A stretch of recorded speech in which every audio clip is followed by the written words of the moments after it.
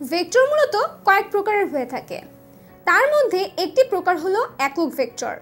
আজকে আমরা যেটি দেখব সেটি হচ্ছে ভেক্টরের প্রকারভেদ একক ভেক্টর, যার ইংরেজি টার্মটি হচ্ছে types of vector, that is unit vector. এবার আসো আমরা দেখি এই একক ভেক্টরটি কাকে বলে।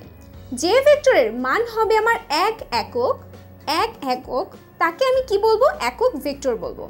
এবার আসো কিভাবে আমরা একক ভেক্টর বের করতে পারি। কোনো ভেক্টরকে, ধরো এ যদি আমার কোনো ভেক্টর হয়, সেই ভেক্টরকে যদি আমি তার মান দ্বারা ভাগ করি, মান দ্বারা বলতে কি? মান দ্বারা বলতে এইভাবে প্রকাশ করা যায় দুইটি বার দিয়ে অথবা শুধু এ লিখে। অর্থাৎ এই এ ভেক্টরটিকে যদি আমি তার মান দ্বারা ভাগ করি তাহলে আমি যে ভেক্টরটি পাবো তাকে এর একক ভেক্টর বলে। এখানে ক্যাপ দিয়ে যে টুপিটা দেওয়া হয়েছে এভাবে করে একক ভেক্টরকে প্রকাশ করা হয়। এই ক্ষেত্রে শর্ত হচ্ছে এ তোমার 0 হতে পারবে না। খেয়াল করো, যদি এ 0 হতো তাহলে কি হতো?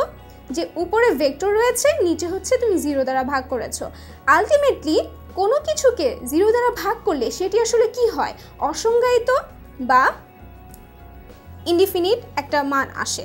তাহলে এবার আসো আমরা এই একক ভেক্টরটি খেয়াল করি। এই হচ্ছে আমার একটি ভেক্টর যদি হয়ে থাকে, এই ভেক্টরের ক্ষেত্রে এটাকে যদি আমি 4 ভাগে ভাগ করি তাহলে প্রত্যেকটি ভাগের মান কি আমার এক একক। যদি আমাকে বলা হয় তুমি 4 এককে একটা ভেক্টর আঁকো, এই ক্ষেত্রে আমার প্রত্যেকটি যে ভাগ রয়েছে যেটি স্ট্যান্ডার্ড মান 1 2 3 4, এই ক্ষেত্রে যে একক মানে যে ভেক্টরটি রয়েছে সেটি মূলত আমার একক ভেক্টর। এরপর এই ভেক্টরের গুণফল মানে 4 গুণ যদি আমাকে বলা হয় তাহলে এর 4 গুণ হচ্ছে আমার এই টোটাল যে ভেক্টরটা সেটা। তাহলে এই যে এ ভেক্টরটি রয়েছে এ ক্যাপ, এটির মান হচ্ছে আসলে এক একক। অর্থাৎ যে ভেক্টরের মান হচ্ছে এক একক তাকে মূলত একক ভেক্টর বলা হয়।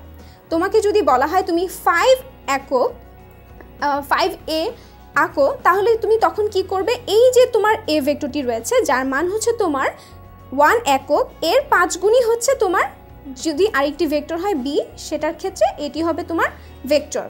এভাবে করেই আমরা একক ভেক্টরকে বের করতে পারি।